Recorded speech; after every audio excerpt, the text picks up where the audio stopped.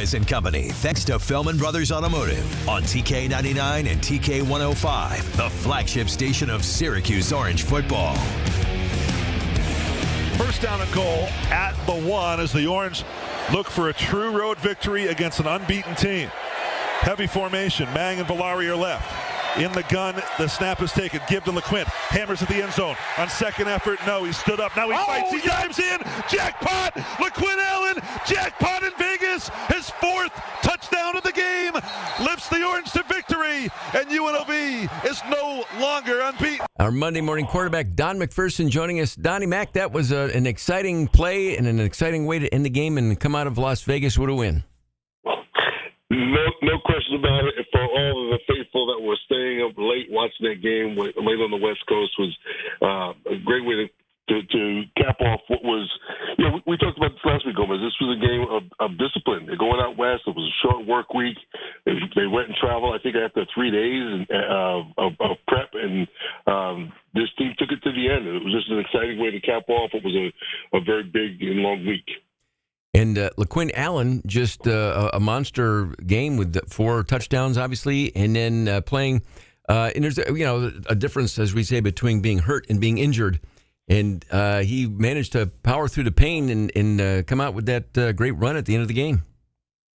Coming into the season, we expected a lot of big things out of LeQuint Allen, and I think in the first few games, didn't see it. He was sharing time in the backfield, and also, they were just throwing the ball so much. I mean, Kyle McCord threw the ball 63 times in this game. I mean, it's just staggering numbers in the past game, but there was LeQuint Allen being steady and in the end showing why he's the captain of this football team. He made a great second and third effort to get in the end zone in overtime, which was just really gratifying to see a guy that we expected so much coming into the season. Now, when you were playing, Don, as far as winning on the road, do you remember a specific game that you guys won on the road and then the flight back and how a flight like that is coming back after a game like that, a win like that, and then a 4-hour plane ride? Yeah, we never went that far west, and so that's a long trip. When I think the first we went west, I think it might have been Missouri in that season, and probably my whole time there. Probably the first we went was Mississippi State down in Starkville. There's nothing like getting on a plane after a victory especially an overtime victory, and getting on a plane after a game and just like looking at the Australians would say, you look at your mates and you realize that you have a job well done, and you get to go home and there'll be no parade. You're getting too late for family and friends to be at the airport, so it's just you and your teammates. There's nothing better than getting on a plane after a road win. Now that we've had a chance to digest the win, and it's 4-1 and a great start to the season, obviously, Don, just really a play away from being 5-0 when you look at the Stanford game. But still, special teams still an issue. The blocked punt and touchdown run for the Orange and the special teams still an area of concern? Definitely. And here's the thing about, if you have to kind of pull back a little bit on this season of college football. You saw so many upsets this weekend. It was just such a, if you looked at the slate of games going in Saturday morning, you said, it's not that exciting of a day. But then by the end of the day, Tennessee goes down to Arkansas, and Texas A&M blows out Missouri that we didn't expect.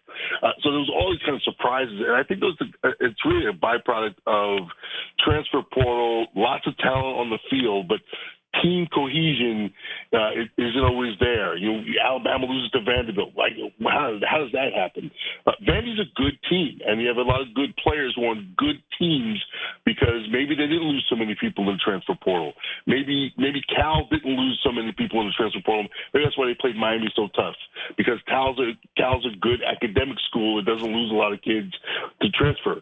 So you have to start looking at team cohesion, and definitely for Syracuse, where it's showing up, I think, right now, is in special teams. Because when you do have, before you get that, we talked about this last week, before you get that team cohesion, special teams is the place where your backups, the guys who might not be happy that they're starting, really have to shine. And that's when you have to really find out who's locked in on what you're trying to do on special teams.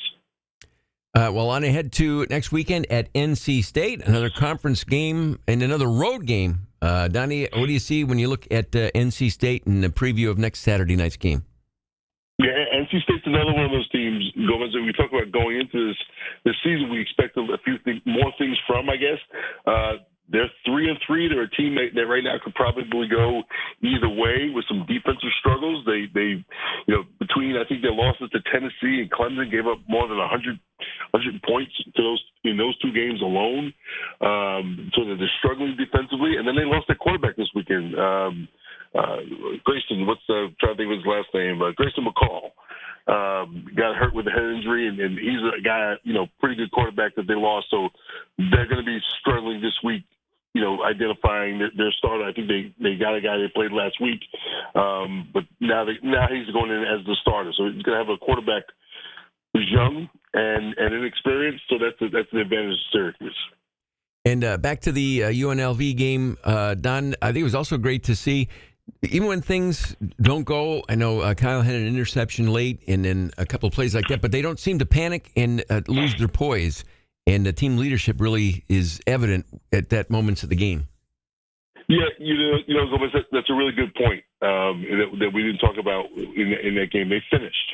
And we've seen this from Syracuse teams in recent years, that they would play good for three quarters and just not finish the fourth quarter. They finished this game, again, West Coast game, late game.